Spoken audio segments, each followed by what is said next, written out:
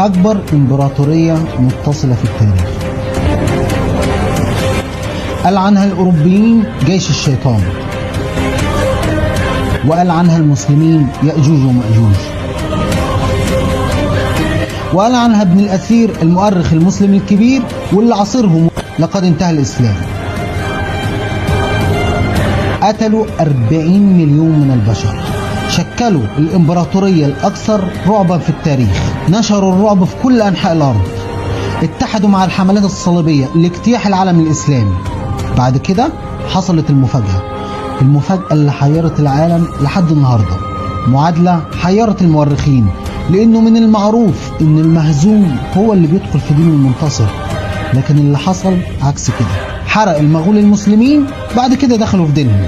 يلا عشان نفهم مع بعض المعادلة الغريبة دي ونعرف إجابة السؤال اللي حير العالم.